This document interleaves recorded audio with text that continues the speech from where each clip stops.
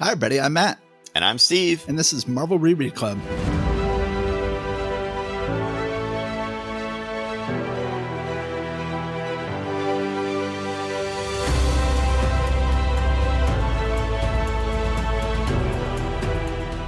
Yes. So, Steve, welcome back. We are here to talk about some Marvel Comics. First, talk about how are you doing? How are you? I'm doing fine, thanks, as well as can be expected. But one thing that Amy and I have been doing is going back and watching the MODOK TV show by Patton Oswalt from a few years ago. So when we talked elsewhere earlier this week, I was like going to start telling you about that. But then I'm like, oh, no, need to save that for the podcast. So I've been very much enjoying it. It was really silly, really over the top, really just utterly bizarre. MODOK has a family. Like, he's got a wife and kids. Yep. And ends up being forced to sell AIM to some tech company called Grumble. Hijinks ensue. Lots of gore, but it's all stop motion animation gore. So, and this aired where? It was on Hulu. It's on Hulu. Okay. I never saw it. I vaguely remember when it came out, and I love Patton Oswalt, and I love MODOK, so it's funny I never did it. Before we jump into October 1967, I heard from a big fan of the show who was like, hey, I just tried to give you some money on Patreon. So I Googled Marvel Reread Club Patreon, and there are no hits for that. And so then I went to Patreon and I searched for Marvel Reread Club, and there were no hits for that. And so then finally they had to actually just listen to what we say at the end of the show and type in patreon.marvelrereadclub.com or whatever it is. And then they did it. So I should warn you, our SEO sucks. So if you're trying to give us money, you've got to work really hard at it. So I encourage you all to put in the extra effort and figure out how to give us money, because the internet is not making it easy. I'm always terrible at making money from the things that I do. I'm really take pride in doing the things that I do very well, but then when it comes to making money off of them, I totally suck. Okay, well, let's go ahead and jump into the books of October 1967. Okay, so Amazing Spider-Man number 53, October 1967. Look who's back, Doc Ock. Nuff said. And we just see a cover photo of Doc Ock and Spider-Man fighting on the rooftops. So enter Dr. Octopus. When you finish applauding, send your thank you notes to Smilin' Stan Lee and Jazzy Johnny Ramita. Come to think of it, Mickey DeMeo embellisher and Artie Simek letterer might like to hear from you too.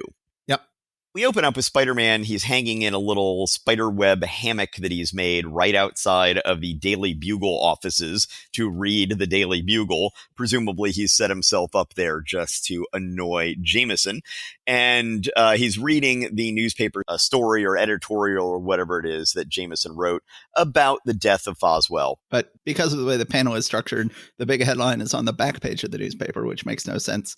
But well, I was figuring maybe that's the editorial page, which usually is towards the back of section A, right? I guess that makes sense. That was how I read that. Yeah. So, or at least it's enough of a fig leaf there for this. So anyway, we have some Spider-Man and Jameson hijinks. Spider-Man heads to Empire State University, and we see that Gwen and the still furloughed Flash Thompson. How long is this furlough? Are they hanging out? I went ahead and read the Marvel Index for this issue, and they pointed out that he is wearing navy blues instead of army greens, and in both this issue and that issue and the annual. If he were a private in the army, he'd be wearing a green suit. One of the people who comments on our Facebook presence sometimes pointed out that same thing. And the thing is, we've also seen Thunderbolt Ross and Glenn Talbot in blue uniforms as well. So I don't know. Yeah. You would think this would be the age when all these people would have been either in World War II or Korea, so they would know better, but who knows? So yes, we see that Gwen and the still furloughed Flash Thompson and Harry Osborn are all hanging out. Harry Osborn has a sort of sour look on his face, which Ramita does a great job with. Ramita just does such a good job with emotion on faces. And yeah, the way Harry sort of, we have this plot turn in this issue where Harry has begun to sour on Peter, and just this hint of sourness that is creeping across Harry's face every time we see him is just beautifully done. He's irritated with Pete because Pete just sort of disappears for large periods of time, and he's his roommate, and he wants to be hanging out with his friend and his roommate. So we have this fun sequence where Pete goes into the skylight of the gym and alights on what I'm guessing is a running track that's up on an upper level, changes into his regular civvies, and then shimmies down the climbing rope in order to get down to the regular level. And Professor, what's his name? Warren. Their same professor they've got. Warren. Professor Warren, thank you. So Professor Warren happens to walk in. He's like, oh, I never knew you were so agile. Oh, and you might want to tuck in your red patterned undershirt there. He's like, oops. So anyway, Pete ends up asking Gwen to go attend a science exhibit with him. And he's like, if you're into that kind of thing. She's like, I am a science major too. So yes, I'm into such things. And in one of her first appearances, she and Pete did run into each other at a science exhibit that they were both attending back when Pete fought the Meteor Man. So, or I guess the Looter he was called. Yes, the Looter who should have been called the Meteor Man. Yes. So Professor Warren takes Pete and Gwen there. We will later find out he had figured out, as he seems like he might be figuring out here, that Peter is Spider-Man, that he was obsessed with Peter and Gwen, that he did clone them both. So, and that's sort of set up in this issue. He's sort of on the ball about the two of them in this issue. So I will go ahead and say that when Sherry Conway later did that storyline, that he was picking up on hints that were already in this issue. Yes, absolutely. So Pete is having a spider sense go off, and he can't figure out why. He's really starting to get worried about not knowing why this is. So there's going to be a demonstration of a just now declassified defensive weapon that has been developed, which is essentially an anti-missile technology. And then right as it's being unveiled, the example of it in front of the crowd, because of course you actually bring the recently declassified deadly weapon to the demonstration and don't just have slides, right? Actually, I don't know how deadly this thing's supposed to be, but it's because it's supposed to be mainly defensive. Anyway, Doc Ock reveals himself. He was hidden because he was wearing a cape. And of course, you would never notice a dude with goggles and a cape that was hanging out in a public group like this. Yes. Pete, as always, has to make himself scarce, and nobody is going to know where he is. So say this is the first time that John Romita has drawn Doc Ock. This is the first time Doc Ock has appeared in the book since the Master Planner storyline. Oh. And he looks great. I mean, he says at one point, oh, remember when last you saw me, I was, the Master Planner and I was trapped under machinery. And it's just great to see Romita get to draw Doc Ock. He just loves those arms. He loves everything about him. I had not realized that this was the first time. Well, I mean, I just hadn't put together this is the first time that he had done him. So anyway, the police use gas pellets against him. He's able to use his arms to blow the smoke away. Then Spider-Man is able to show up. We have some great Spider-Man versus Doc Ock action. Eventually, Spider-Man is able to get a spider tracer on Doc Ock, and Doc Ock disappears. So this is as you've coined it, Matt, this is the inconsequential confrontation in the first half of the book. But Spider-Man is able to rescue the nullifier. This is not the ultimate nullifier. No. This is just the nullifier. Yes. We do not yet have the technology for the ultimate nullifier. So we then get a recap of the whole Master Planner conclusion. We then see that Doc Ock actually finds his spider tracer, and he's like, aha, this must be a tracking device. I will use this against him. It's interesting that Doc Ock says here, selling the nullifier to a hostile nation would have given me enough money to build an empire of crime even greater than before. So this is out of character for him. Usually he does crimes in order to help his science. He does not do science in order to help his crimes. He's never tried to build an empire of crime before. That was never really his thing. But okay, that's what he's doing now. I'm not sure. Well, I know that in the comics we were reading as kids that he was just basically a gangster with octopus arms, or at least that's sort of how I took him. I don't know. I think that when he lost, they made it clear, if I remember correctly, in his origin that the explosion that fused his arms to his spine or whatever it was also drove him criminally insane. Yeah. And so I don't know. Yeah, but when he was the Master Planner, he was just stealing. He had all these goons who were out there robbing things, but they were just robbing scientific equipment so they could bring it back to him so he could do science stuff. They weren't stealing any money. Okay, I thought they were taking that stuff in order to build weapons in order for him to advance his crime empire. But Maybe. I could be wrong. I don't know. It's let's call the whole thing off. Yeah. So, although I noticed that the spider tracer only has 6 legs and not 8, unless those things in front are also legs, but they look like pincers to me. So points off. All right. But spiders don't have pincers, so they must be legs. So Gwen is really upset about not being able to find Peter. And then when he shows up, she throws her arms around him. And Matt, this is what you were talking about, that Professor Warren says, we'd better be leaving now. You're making me feel too old, as the, as the teen to 20 somethings are, embracing, very enthusiastically.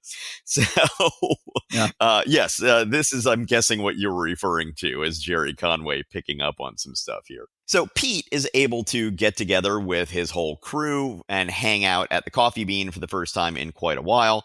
And then Aunt May and Mrs. Watson show up in the Coffee Bean. We're going to have more and more over time of Aunt May being a lot more hip than you think she is. Yeah. I think that, takes a while to get over the death of her husband. And then after a while, she sort of comes back, kind of like our grandmother. Right? I mean, Right. After Grandpa died, she really kind of had a renaissance for the last decade of her life there. Of course, this will be the last, 80 years of her life when it comes to Aunt May. So she's renting out her room, Pete's room in her house, for some extra pin money, as she says. Doc Ock has set up a decoy Doc Ock in a, warehouse somewhere, and he puts the spider tracer on it so that when Spider-Man comes along, he's going to home in on the spider tracer. But Pete's too smart. He thinks this seems like a trick. He sees that the tracer has been placed on the chair next to the dummy. And so he's like, wait a minute, that's not right. So he makes a little web ball and a little web kind of sling and slingshots a web ball into there. And I really like the way that works. I know I'm usually the one who's like, I don't like it when he makes constructions with his web, but a ball, I can definitely buy that. And there's a massive explosion that probably would have killed him if he had gone in. And they give a hint that next issue is when Doc Ock is going to start hitting on Aunt May. Yeah.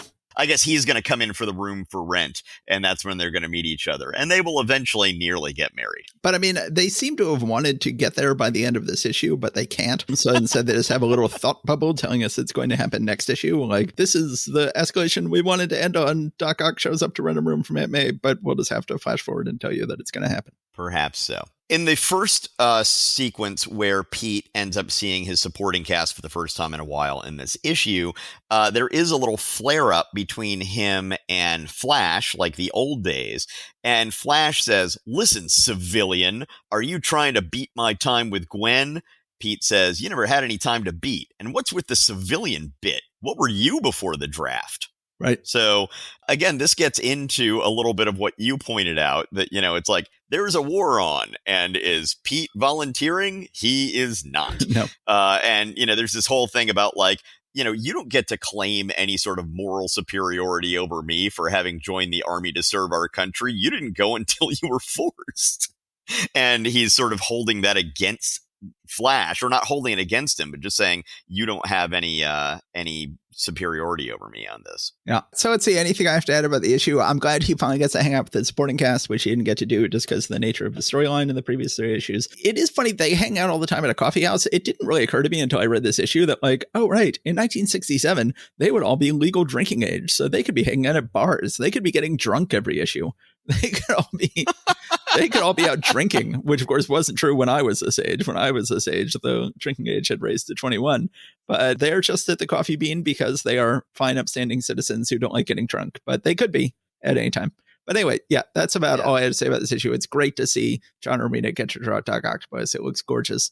And this is a wonderful issue. And DeMeo does a great job on the inks. Okay, let's go ahead and move on to, as always, a much worse book. Let's go ahead and move on to the truly terrible Daredevil number 33. Here comes Daredevil, the Man Without Fear. Behold the Beetle, featuring the greatest chase of all time, which is not true. It is not a good chase. It is just awful. Terrible.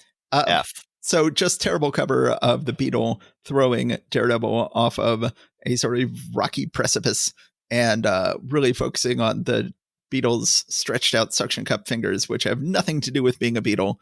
And so then we jump into the issue. I don't mind the cover. That doesn't jump out at me as a particular problem, but I'll just let you go on. Well, then let's get to the inside. Behold the Beetle. Why do we bother telling you who else but Stan the Man Lee and Gene the Dean Colan could have produced this action-packed spectacular, and who but Irving Forbush could hope to equal John Tartaglioni's inking or Artie Simak's lettering? So, tragically, we used to have Frank Giacoya doing a great job on the inks on this book, and now we've got John Tartaglioni doing a much weaker job, really making Colan look like a bad penciler, in addition to looking like they're bad inks. So the Beetle is doing some sort of armored car robbery. The Daredevil just comes upon him while, presumably doing his patrolling around town. The Beetle is using his long suction cup fingers. Says his fingers, he can extend them hydraulically. I'm stuck to the suction cups, which he pressed against me. Okay, nothing to do with Beetles. So then he gets entirely beat up. Another inconsequential confrontation. Beetle, it's like, well, I've beat him up. I'm going to take these money bags and leave, and I don't need to kill him. I'll just leave him down there. I almost buy that. Like, why kill if you don't have to? He's defeated. He's knocked out. We then cut to, of course, Karen and Foggy, and then Mike stops by. Why Mike? Why not Matt? Why on earth is he doing this? He is completely going through a dissociative state, disassociated fugue, and is gone completely nuts. But then as I'm reading this, I'm like going, why have they never noticed that Matt and Mike are never in the same room at the same time? Well, then they address that. Mike suddenly says, let's go to the Montreal Expo 67, which then the Expo's baseball team was named after. And then Karen's like, well, why don't we call it Matt? Why don't we all four go? And Mike's like, okay, call it Matt. And then she calls up Matt, and Matt answers the phone. Well, it turns out that Mike, or I should say Matt, I'm going insane, just like they are. Matt has set up a tape system at his home so that a tape machine is automatically answering the phone and convincingly having a whole Turing test conversation with Karen to somehow convince Karen that it's actually Matt on the phone, although he does have to abruptly hang up pretty quickly. And somehow Mike or Matt has set up this whole thing convincingly. And then we see Karen and Mike on their way through the train station, looking for all the world like a couple. She's got her arm around his very fetchingly.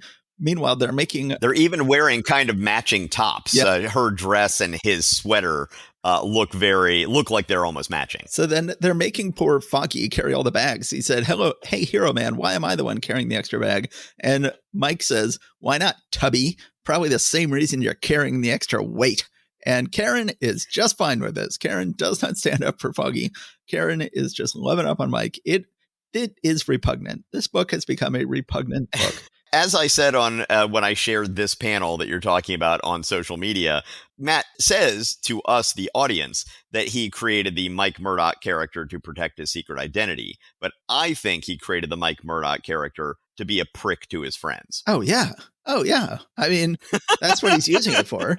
Because also he originally was like, oh, I'm Mike and I might be Daredevil. And it's like to try to, shift their suspicions to Mike. But now things have changed. And now he's just like, hey, guys, I'm Daredevil. And they're like, hey, Daredevil, why don't you go change to Daredevil? And he's like, okay, I will, because I'm Daredevil, which it's like, this is supposed to be your attempt to throw off suspicion. This makes no sense. Meanwhile, one of the reasons that Mike/Matt wanted to take this train was because there was an expensive necklace being guarded on the train, and he thought maybe the Beetle would go after it. We see the guards guarding the necklace. I think Colan always does best when he's doing non-costume people, and I like page 6 a lot with the two guards playing cards. Sure enough, here comes the Beetle. He goes ahead, gasses the train, because of course beetles associated with nerve gas as well. If you think of beetles in nature, they often use nerve gas to attack their foes. And so then with their long stretchy fingers, with their long stretchy suction cup fingers. So then Mike is again just like flat out like, hey guys, I'm Daredevil, I'm going to change. He might as well change in front of them, and he's going to jump out on top of the train. I always love fights on top of trains. This has come up before. Yeah. Although Daredevil gets thrown from the train, and it's an almost believable sequence that Colan draws of him surviving getting thrown from the train. And then, hey man, tuck and roll. So then he's chasing after the Beetle. The Beetle gets away, and then Daredevil, again, almost falls to his death into a river. But then Daredevil finally finds a little ghost town, a little deserted town tucked away into the mountains with a bunch of goons in it. And then he's fighting the goons. And then it turns out he didn't suspect these are the Beatles goons. And then the Beetle comes up behind them and he's trying to warn the goons. He's like, he calls himself the Beetle and I'm looking for him, trying to catch him. And it says, why don't you just say so, mister? Could have saved yourself a lot of trouble. Hey, boss, could we see you for a minute? We got ourselves a live one today. He says he's looking for the Beetle. And then the Beetle comes up and Daredevil is shocked to find out that the goons are the Beatles goons. Says next issue, among one or two other things, the origin of the Beetle, which is, something we desperately needed. There, Oh, yeah. The whole Johnny Torch Strange Tales stories were forgettable, but Stan Lee can't forget them. We keep having these horrible villains from the Johnny Storm stories coming back. And here we go again. Like, why can't the Beetle just have died with that book? It was forgettable villain, forgettable book. Let's forget about them both together. But we have not. I thought this was an awful issue. What did you think, Steve? Yeah, no, it was, it's the question is it bad? Is it bad, or is it good, bad? Right? Is it so bad it's entertaining? And it gets about that point in some places where it's just like, this is just so utterly ridiculous. But for the most part, it's just plain bad. Just a couple of things I want to point out. During the first inconsequential confrontation, they make it clear once again that the Beetles' wings are heavy metal. Yes. Yeah, you do not make anything that's going to fly out of heavy metals. You are going to use light metals, like either aluminum or titanium.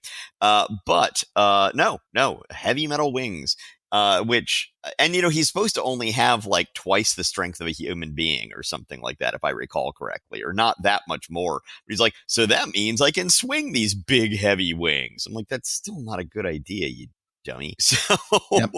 With the whole isolated village with all the bad guys in it, one thing it's reminding me of is in the 80s, somewhere in between Frank Miller's two runs as writer on Daredevil, wasn't there one issue that he wrote with John Buscema drawing that felt kind of similar to this? It was something with him in some little town. I don't remember the details, but this is bringing that to mind. It may have been like the issue right before he started the Born Again storyline. Yeah, it wasn't right before. It was sort of in the middle of O'Neill's run. I'd forgotten about that issue, but that was a great issue. Yeah. So the last thing I'm going to say is just at one point when Daredevil is trying to swing over one of these waterfalls, he says to Beetle that he's not afraid exactly. I just hate to waste it when it's not even Saturday night, like afraid of the waterfall. And I'm like, is this a you bathe once a week on Saturday night thing? I don't know. Which, honestly, his character, having grown up with a single father who was a prize fighter, that might well have been the way that you would have expected him to grow up. But yeah, that just jumped out at me. I'm like, that's the only explanation I can come up with for what that is. I don't know. Yeah. Anyway, yeah, let's not spend any more time on this gibberish. No, just terrible issue. You just got to keep reminding yourself constantly that there is no Mike, that Mike is Matt, and Matt is the one being so terrible to his best friend. Matt is the one who is stealing Karen away from himself. That this is just awful. It is morally repugnant. It is just disgusting what Matt Murdock, who is, again, the only Murdock, it is disgusting what he is doing. It's really hard to read. It should be funny, but it's not funny. I guess it's a little funny. It's like, 5% funny and 95% repugnant. Yeah, precisely. So shall we move on to Thor? Yes, a huge issue of Thor, unfortunately legendary for all the wrong reasons issue of Thor, in which they make what I think is a terrible decision with this book to end Tales of Asgard. But let's go ahead and tackle the first half first. Abandoned on Earth. And we have a cover where Thor is standing there in white pants and a white t-shirt with his hair there. I really hadn't noticed that he's got bangs, but I guess he does. Yeah. As his costume is beneath his feet. And there is Kirby Crackle behind him and winds swirling around while civilians are cowering in the background. produced by Marvel's peerless purveyors of pandemonious pageantry, Smilin' Stan Lee and Jolly Jack Kirby. So Jolly Jack Kirby, embellished by valiant Vince Coletta, lettered by swingin' Sammy Rosen. So be it. Not sure pandemonious is a word. I think they may have made up pandemonious. Not sure about that. I'll give it to him. Matt, I don't know if you're aware of this, but in English, anything's a word. Yeah, sure. There is pandemonium, therefore you want to turn it into an adjective, you just call it pandemonious. Yes. English is 3 languages in a trench coat stealing vocabulary from any other languages that walk by. Yes. I've heard of verbing, but I guess this is adjectiving. There's also nouning. There's also adverbing, I guess. All sorts of things you can do in English. Yes. Okay, so at the end of last issue, Thor and the 2 of the 3 enchanters that were on Earth, as well as Balder and Sif, all lost their powers other than their super strength. I think they still have their super strength, but they do not have any of their other powers that they had in the past. So the cops are able to just take away the enchanters, and they're all like, okay, well, we're stuck on Earth. We'll figure something out. Meanwhile, Odin has just defeated the 3rd enchanter, and he is pissed. This is the wrath of God here. Right? Wasn't that fight still going on when last issue ended? Wasn't Odin still very much mid-confrontation with Forsung in last issue, and then it seems to have wrapped up between issues? I mean, I guess we could sort of see where it was going, but okay. Yeah. He reaches down and crushes the talisman that is on the chest of the 3rd enchanter.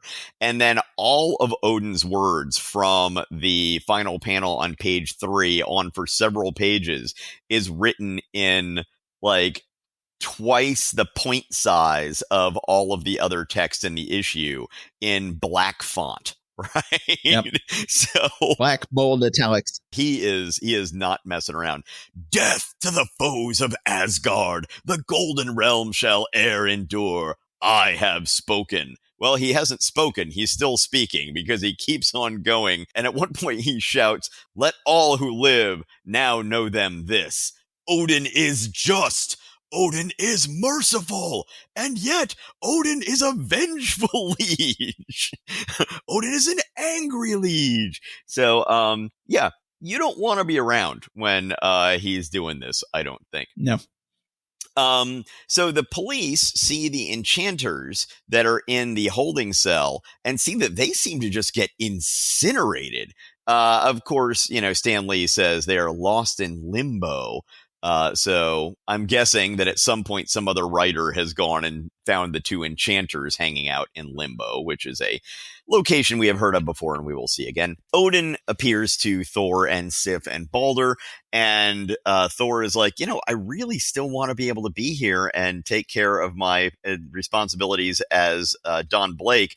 And Odin is just like, okay, you know what? I'm bringing Balder and Sif back to Asgard, but you can stay in your room, right?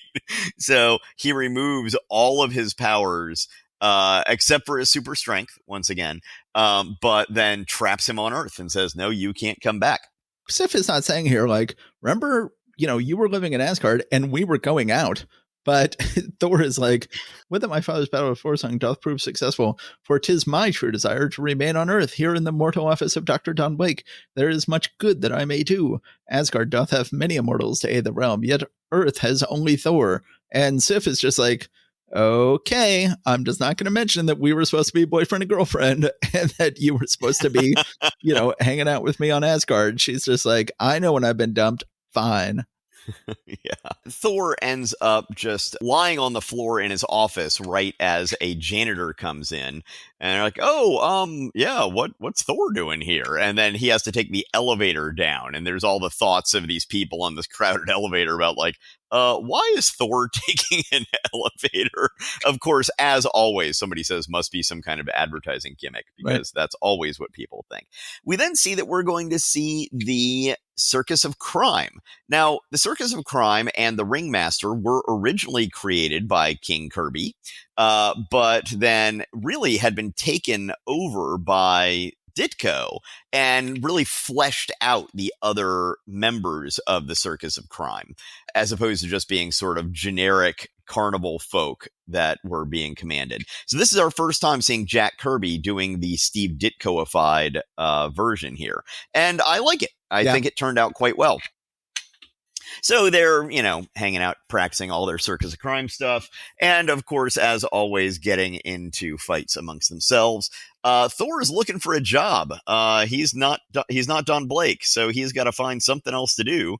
And he shows up to say, hey, I could be a strong man at the circus. Shows up, Princess Python's python attacks him. He's able to tie the python up in knots.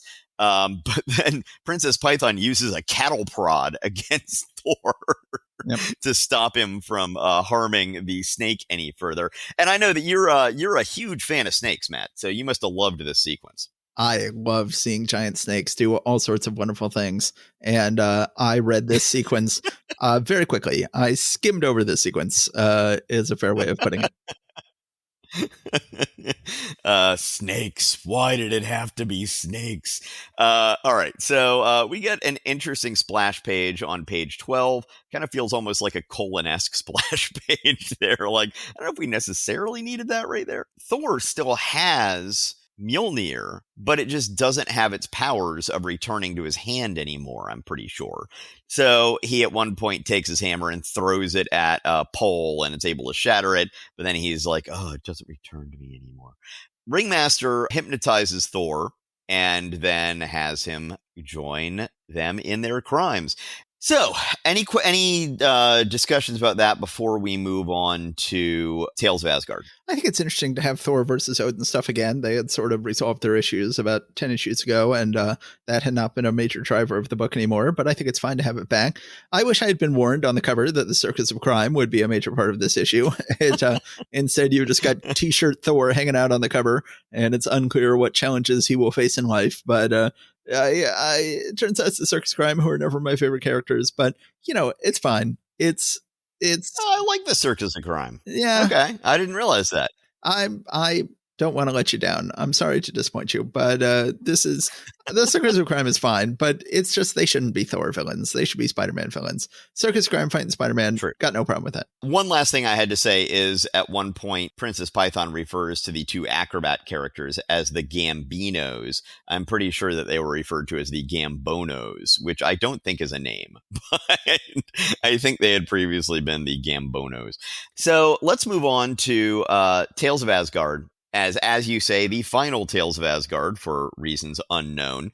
The title of this one is simply The End. Know ye all, Stan the Man Lee and Jack King Kirby have, for thee alone, created yonder masterwork, aided most ably by Vince Coletta embellisher, Artie Simek letterer, thus speaketh Thorbush. Thor and the Warriors 2 that he had been working with, as well as Ali Bar, the thief, are all celebrating Volstag's victory with his big magic bazooka that he was able to destroy Satan's 40 horsemen, who were supposed to be never able to be defeated. And it turns out that Alibar has with him the battle standard of Hogan's people, which apparently is something that's very important to his people, and that having this will essentially signify that they are free and can come out of hiding in the shadows. The ones who are still living. Turns out that Ali Bar had been dressed as a prince, but it was just an illusion. Illusion goes away and he still has his rags on. We see another For Asgard here. Yes.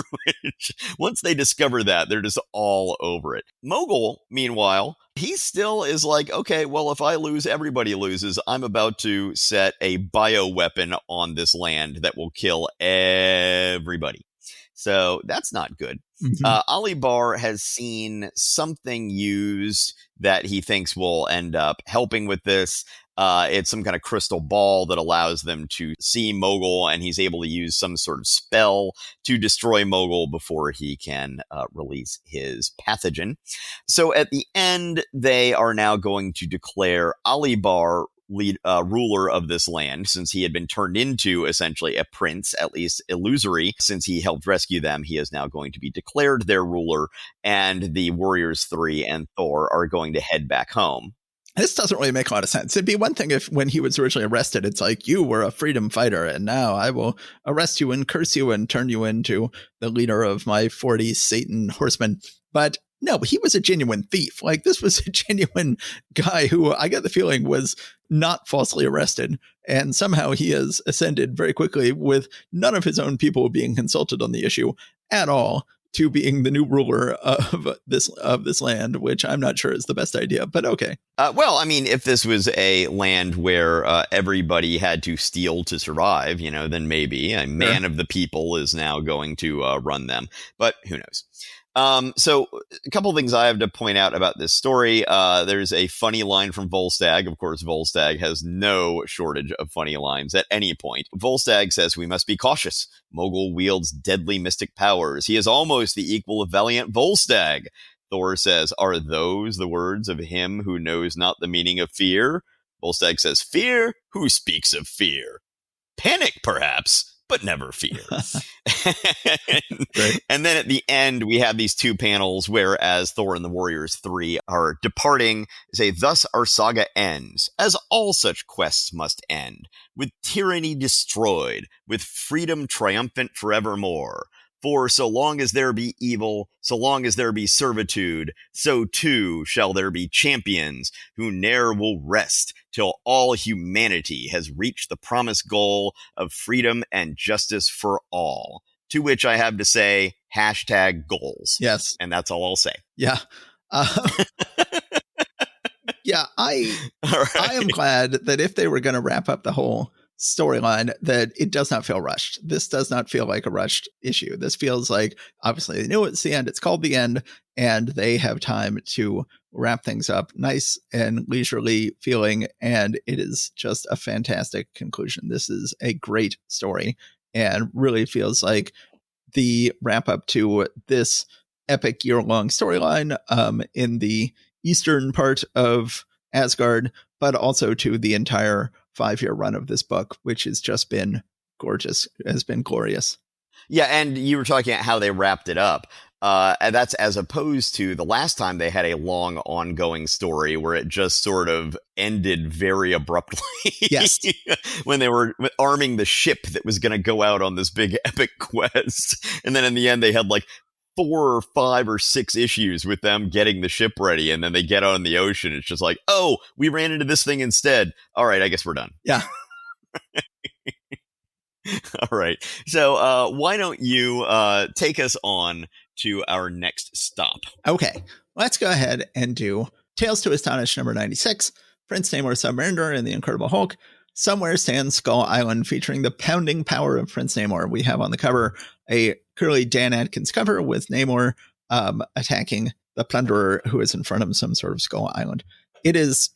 We then jump inside the book, however, and find out that Dan Atkins has nothing to do with the inside of this book. Instead, we have Prince Namor the Submariner, Somewhere Stands Skull Island. Seaworthy Stan Lee presents a Raymond Murray, Bill Everett masterwork of marine magnificence, inked by Vinnie Coletta, lettered by Artie Simek, crown jewels insured by Forbush of the Bronx. So the thing, Bill Everett is probably most known as being one of the best inkers that was around at this point. And to have Bill Everett inked by Vince Coletta, it's just like, guys, come on.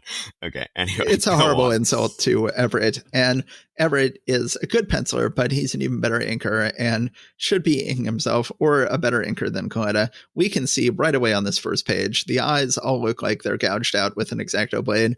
The jewels look like they're sloppily applied to Namor's scepter and crown.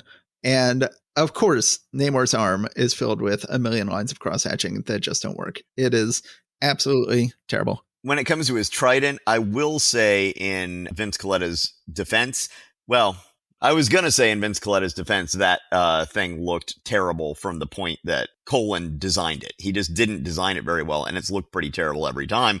But then I remembered, oh, that's right, Vince Coletta was inking that too. Yes. So maybe that isn't a defense for Vince Coletta. We have returned to the bad old days on this book, because Coletta inked like the first 12 issues of this book, and now he is unfortunately back. So we have, once again, Namor wants to declare war on the surface world. Once again, Dorman doesn't want him to. Namor's like, well, I'm going to go hang out in my childhood home, which it turns out was off the coast of Antarctica. Which was established in the Golden Age stuff. I remember reprints of that, and that's where his father, his human father, was on a scientific expedition to Antarctica when they ran into who would become his mother. Okay, I don't remember this. So then, but I believe you. So then Namor is there in Antarctica. He's hanging out with the penguins. Suddenly he is attacked by polar serpents, sea snakes that live in the polar waters, which doesn't strike me as the best place for them to be hanging out, but they do. Namor then ties them up into knots and leaves them behind. He then is exploring his ruined, abandoned childhood home, sees the grave of his mother, Princess Fen, has a brief flashback to his youth, remembers that his home was destroyed and that he discovered this in Fantastic Four #4. Now, you'll recall in Fantastic Four #4, Johnny was on a dock, and then Namor's like, I'm going to go in the water while you're standing on the dock, Johnny. Then Namor swims off and finds his childhood home destroyed, or finds one of his homes destroyed, and then swims back to Johnny, who is still standing on the dock. Well, now we know that the place he swam to was in Antarctica. So Johnny must have been standing on that dock for a long time. Well, and didn't Johnny not yet realize that he was actually Submariner? Or he thought that he was Submariner, but then he's like, let me throw him in the sea and see if he turns into Submariner, kind of like a witch test. And then he was like, he's been gone for a while. Maybe I just drowned a hobo. Yeah, been gone for a long time. But right, exactly. And then, finally, okay, he came back. I was right. Oh, no, he's going to destroy us. So then the number one question I have always had in reading Marvel Comics is the Savage Land underneath the ground or not? And if it is underneath the ground, what is its light source? Is the Earth hollow? Does the Earth have an interior sun? Never made clear at all. And indeed, it continues to be unclear here because, the entrance, we've seen both above sea and undersea entrances to the Savage Land before. They always are somewhere around the Antarctic. And here, indeed, Namor swims down into a cave on the bottom of the ocean floor and then comes up in the Savage Land where you have Skull Cave. But here it's made clear that he is inside a cave, that you can see the walls of the cave all around him. This is not a seemingly open air place. What is the light source? Nobody knows. Very unclear what his light source would be if he is in an undersea, but different sea cave. Anyway. So then he is attacked by a giant dinosaur type swimming monster thing, shoves the prow of a ship into its mouth, which is kind of cool image. Then he is getting attacked by the skull of Skull Island, which is shooting lasers out of its eyes at him. He sees the Plunderer. He fights the Plunderer. We have truly terrible storytelling, and I can't blame Clutter for this. I have to blame Everett, where poor Stan Lee has to explain why suddenly between panels the Plunderer and Namor are fighting over an iron bar. And where did the iron bar come from? Not clear at all. So Stanley has to add, with a speedboard of desperation, the Plunderer snatches up an iron bar from among the tools left on the wharf earlier by his henchmen. What? Why? Huh? Terrible storytelling. I apparently missed this whole thing, but yeah, you're right. That's like, what? What? Huh? So then Dorma, now always trying to stop Namor from doing everything Namor tries to do, is come and swum here after him. She is, of course, also being attacked, so now Namor has to save her too. I saw you pointed this out on our socials, that the Plunderer has always made his minions dress as ridiculously as he possibly can. First making them dress up like pirates, then making them dress up like him in a white and purple, terrible looking outfit. And now he's got them wearing purple booties, purple gloves, purple face masks, purple shorts, and nothing else. And with bare legs, chests, and arms as they are fishing Namor out of the drink, and they look truly ridiculous. And then Dorma somehow gets away. She swims home to Vashti. They get confused because it makes no sense that they get confused. They see Namor talking to the Plunderer, and they can't tell because they've got no audio with their video whether or not they're collaborating together or not. I wouldn't think it would ever look like they were collaborating together. They pretty clearly hate each other. But then Plunderer wraps up Namor in energy bolts and plots his attack on the surface world. And that is it for this issue, which has got huge plotting problems, huge inking problems, and some penciling problems as well, such as the mysterious appearance of the iron bar, really a pretty disastrous issue of Namor. What did you think? Yes, there are a lot of problems with it, but really, I just found this book to be so tedious during the Colin days. Unfortunately, back when he was doing this under the name Adam Austin, even though I love Colin, I will take this over that quest to find Neptune's trident any day. Even though this is ridiculous, I find it more entertaining. Yeah.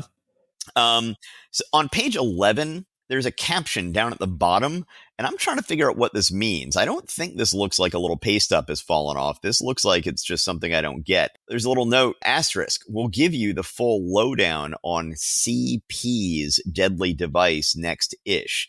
Would that be Count Plunder? Is he a count? I don't know. Sure. I have no idea. I didn't notice that. The Communist Party? I don't know. I have no idea what CP means here. No, that would be the CCP, the Chinese Communist Party, right? Yes, I got nothing, man. But then the other thing is somebody online, when I posted the panel of the guys with their bare thighs and stuff having to fish Namor out of the drink, that the colors may have just messed up. That flesh-colored areas, if you'd colored those white, then that would have been pretty consistent with what Plunderer has been doing up to now. Yeah, could be. And as somebody else pointed out, it says, the Plunderer is saying, with care, you clods, he must be handled with care, as they lift him out with like barbed pikes. Yes. Under his arms. It's like, oh yeah, that's with care. Sure. And like pushing him down against the rocks rather than lifting him up over the rocks. Yeah. So much care. All right. That's all I have to say. Okay. Pretty terrible issue. Tragic choice of inker. All right. Let's move on to the back half of the book. And right away, we have someone who is not thought of as one of Marvel's great inkers, but clearly doing a much better job, because right away with this gorgeous splash page, we know we're in much better hands. The Incredible Hulk, What Have I Created? Brought to you by our gregarious group of goofy green-skinned gremlins, Stan the Man Lee, the brighter writer, Marie the She Severin, the smartest artist, Herb Trimpe, the distincter inker, Al Kurzrock, the better letterer. I'm sorry, Al Kurzrock, the betterer letterer. Al Kurzrock, the betterer letterer, and Honest Irving, the bony phony. So this is first of all one of Stan's best credit boxes. This is a very clever way of referring to these four people, and it is just gorgeous art. Marie Severin is unfortunately gone from Doctor Strange this month, but she is just on Hulk at this point, and we continue to have Herb Trimpe inking her. Now it's funny. Herb Trimpe will eventually become the regular penciler on Hulk, and I'm never the biggest fan of his pencils on Hulk unless he's being inked by his best inker, who also happens to be Marie Severin's best inker, and that is John Severin. Marie's brother does an amazing job inking Marie on their run on Call of the Conqueror and a couple of other things they did over the years, and John Severin will occasionally ink Herb Trimpe when he is the penciler of Hulk, and that will be absolutely gorgeous. So, well, I mean, John Severin can make anything look fantastic. Yes. As we saw when he was inking, when he was finishing Kirby's layouts on Agent of S.H.I.E.L.D., which, just once again, if you just told me this combination of people has worked together, I'd be like, that wouldn't really work. And then you look at it, you're like, wow, they make that work. Yes, he is one of my favorites.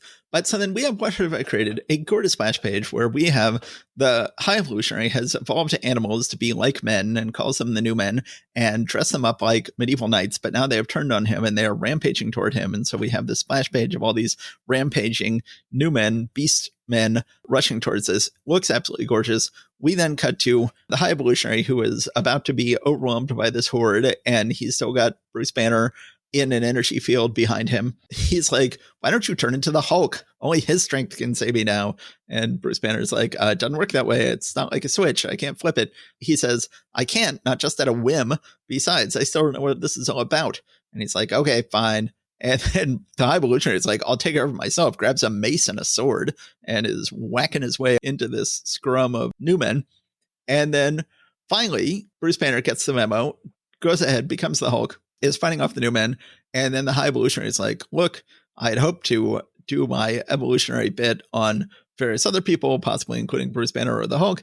But now I'm just going to go ahead and do it on myself. He goes ahead and evolves himself, and he becomes, I am the ultimate. I'm the beginning of the end of human evolution. And he becomes a giant glowing creature, somewhat like we're reading 2001: A Space Odyssey.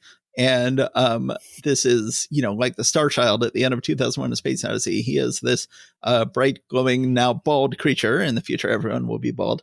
And he is lording it over everybody. He suddenly has all sorts of superpowers. He turns all the new men back into the little creatures they once used to be. And then the Hulk's like, I'm going to be abandoned on this distant planet, which they do name in this issue. They call the planet Wundagore 2. And he's like, I'm going to be abandoned on Wundagore 2 with all these Earth animals now that no longer have super intelligence. And then it's a little unclear, but it looks like the High Evolutionary returns Hulk to Earth as well. And then Hulk, once he's back on Earth, there's a great 4-panel sequence as we zoom out to him abandoned on a hilltop. But now the Hulk is like still saying, can the Hulk never reach the stars, or will I always be earthbound, trapped on a world that hates me, with no place to go, no one to turn to, doomed to live in my own lonely prison in the body of the Hulk? It's like, Hulk, you just had the opportunity to live on another planet forever, and you demanded to come home. Why are you still complaining about how you can't make it to the stars? You made it to the stars. You didn't like it. You came home. Stop complaining. That is a very good point. I had not put that together. But yeah, this is clearly Earth at the end, because the evolutionary says, let all be as it was. Let all be as though the High Evolutionary had never existed. Yeah. So that would then place him and these Earth animals back on Earth. Yes. So then I like this issue a lot. I love the art by Marie Severin and Herb Trimpe. I miss her already off of Doctor Strange, but I'm so glad we get to keep her here. Herb Trimpe just doing a gorgeous job inking. And I love this battle between, I've always liked the New Men. I love this battle between New Men and High Evolutionary. I think that him evolving himself is a clever escalation of his thing, and becoming this sort of Star Child is great. And then the Hulk ending up on Earth with this gorgeous 4-panel zoom out of him all alone, trapped in the prison of his own body on a hilltop. Really gorgeous. I love this issue. What did you think of it? I really enjoyed it. Yeah, that credit box is probably the best they'd had. And one of the things is that it gives everybody great credit, right? It doesn't humiliate anybody. And I really like the formulation of Stan the Man Lee, the brighter writer, and Marie the She Severin, the smartest artist.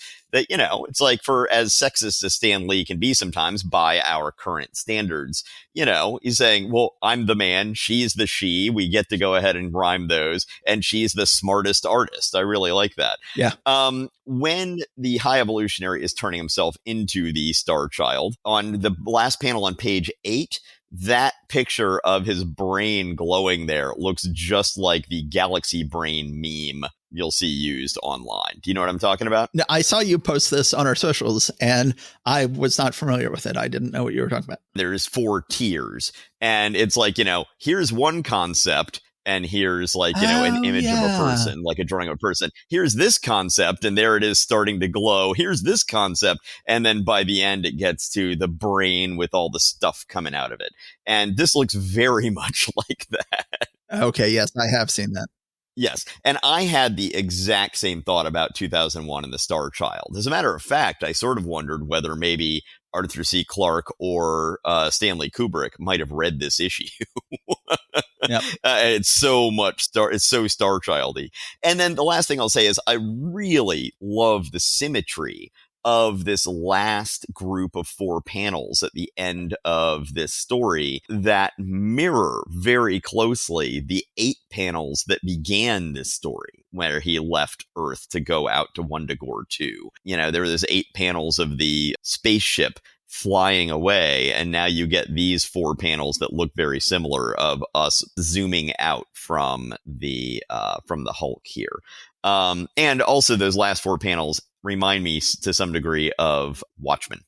Yeah. Right? Dr. Manhattan on Watchmen. Well, I have 15 minutes here, so we need to go ahead and get X-Men done in the correct amount of time. Steve, I feel like I have at least an hour that I want to spend on X-Men because it is such a wonderful book that I would like to rhapsodize a bit. Do you mind if I rhapsodize? Rhapsodize? Yes, you may go ahead and take a raft and go ahead and leave here with your BS, because I do not believe you for a second. Sorry, am I pronouncing that wrong? Is it supposed to be rhapsodize? I don't know. Rhapsodize. Anyway. Yes. I'm just joking. This is a terrible issue of X-Men. Let's go and do X-Men number 37.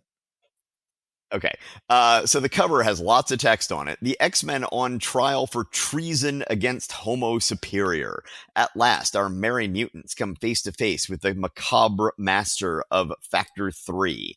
Extra, don't miss the surprise appearance of some of the X-Men's mightiest foes in We the Jury. Well, there's at least one foe who's pretty mighty. The rest of them, I'm not so sure.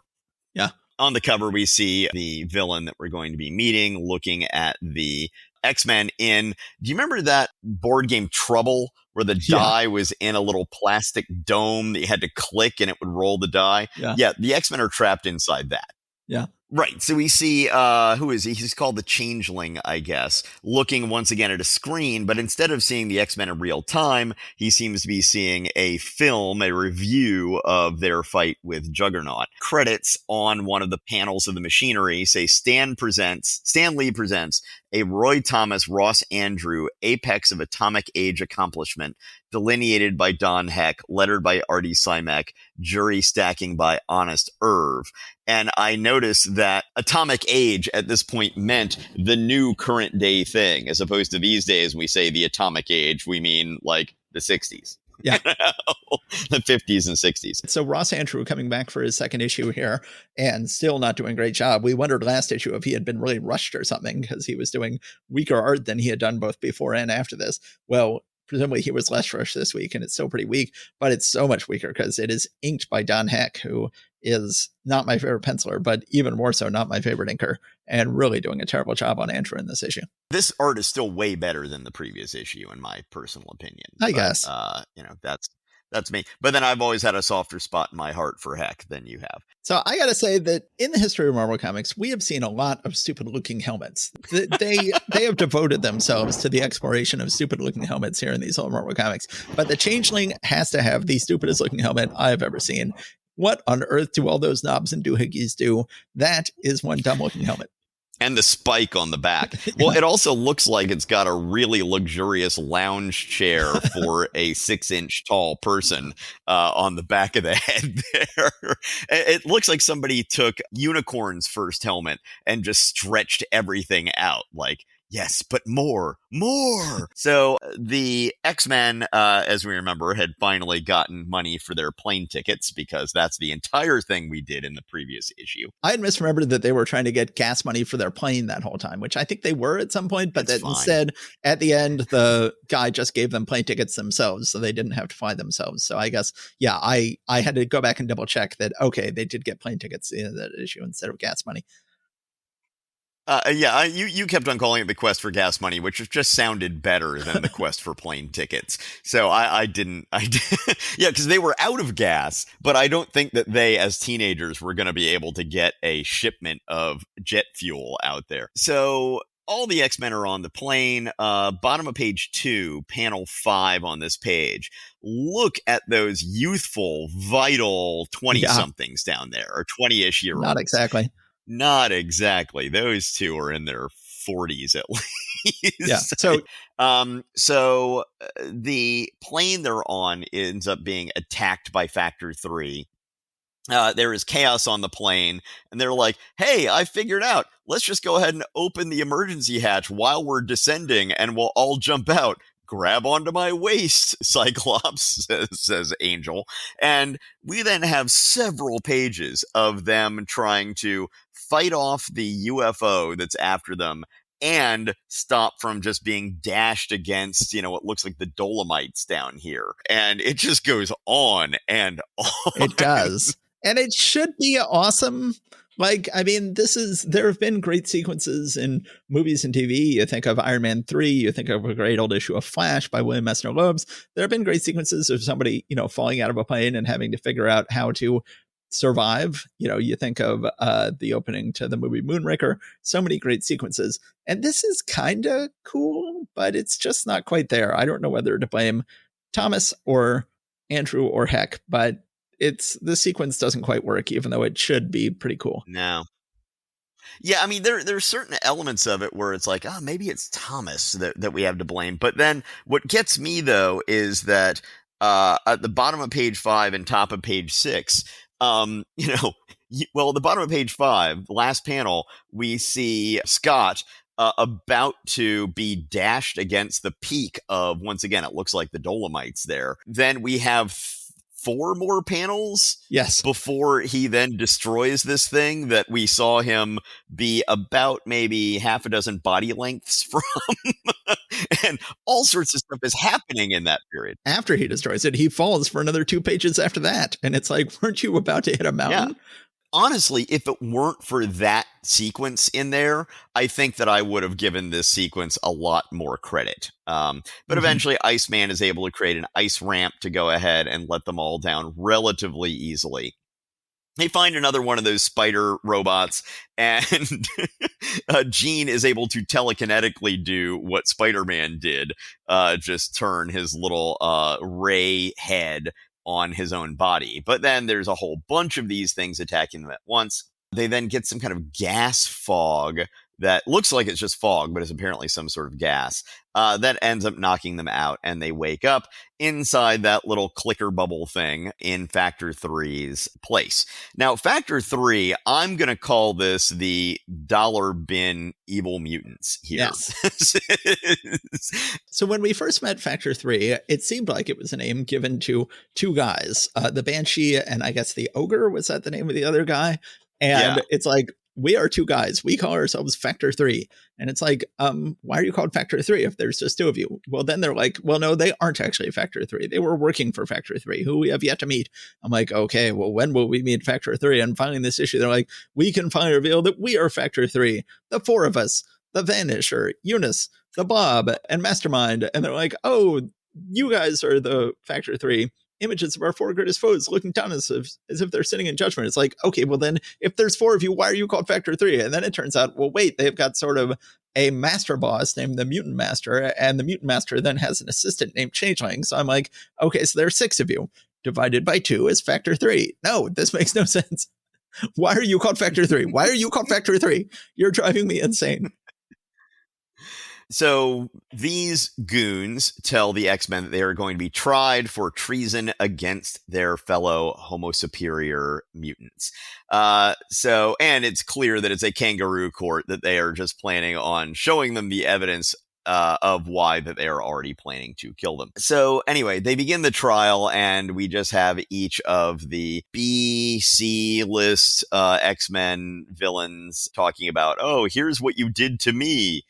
And it's like, yeah, well, you were bad guys, so sure, that's what we did. I do kind of like this whole concept. I like the idea of villains putting heroes on trial. I always like that when it shows up. It was one of the all-time great Batman the Animated Series episodes involved his villains putting him on trial. And, it's always great where it's like, you stand accused of doing this. And it's like, well, yes, I was a good guy. You were a bad guy. Of course I beat you up. But I do find the idea of the trial fun here. So we see that Factor 3 has a plan to essentially cause human beings to annihilate themselves with their nuclear ICBMs. Somehow the mutants would be safe away in some kind of anti-nuclear bubble, and then they would come out and rule the world. They put the X-Men in this weird head thing. They're all their heads are towards the center and their bodies are splayed out, and they've got these little helmets on them. I think what they're using their powers, in order to try to accomplish this task. I think that's what it is. I'm not entirely sure, and I don't really care that much. But then they're able to get themselves free. There's some flame. There's some kind of flamethrower robot that they end up actually reprogramming, it looks like, to go off and fight the other people. They're then about to get out, and then they're confronted with with the, what did you call it? The mutant master and his Yes. Oblivio ray. And he's going to be the ruler of the mutants once they destroy the humans. So that's the whole thing. It's not great. And next ish, 1 minute to Doomsday. Yeah, I kind of felt like this final page should have had more of a reveal to it. I felt like, you expect the mutant master then take off his helmet and reveal who he really is or something like that. And instead, they're just like, just to remind you, you're still going to have to fight me, the mutant master. They're like, oh, no, that's right. Without any big reveal happening. Yeah. Yeah, we don't know what his powers are or anything like that. No. And we'd already seen him in that big double page splash. By the way, I didn't mention that the sequence where they wake up on trial is actually a huge double page splash. Which, and it's not bad. Okay. It's not bad. It's not bad. The only other thing I'll point out is that when they're falling in the air, Scott Summers at one point thinks to himself, our only hope is optic blasts. So I'm like, note to self, work on optic blasts. Yes. Okay, so that is it. And I've got a thing I need to be at in 3 minutes. So, but we got there, dude. We got there. So any other thoughts that you have as we wrap up? Nope. Any thoughts I have over the month, I'll save till the end of our next episode and we'll talk about them then. But it was good hanging out with you. It was good talking about some Marvel comics. I hope people out in podcast land enjoyed this, and we will see you next time. Yeah, and check out MODOK. Yeah. All right. Thank you, everybody. Take care and stay safe out there. Okay. Thanks, guys. Bye. And if you want to do our Patreon, listen carefully because it is ungoogleable. So it is not anywhere on SEO. So listen very carefully because we're about to tell you exactly what our Patreon is. Patreon.marvelrereadclub.com. And which will be repeated in just a moment when we do the closeout. Bye, guys. Take care.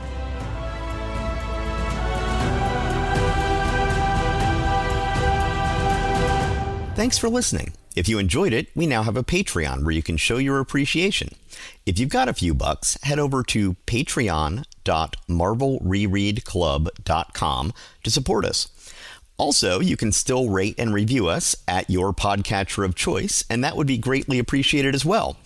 You can find us online at marvelrereadclub.com, as well as Facebook, Instagram, Blue Sky, and Threads. See you next time.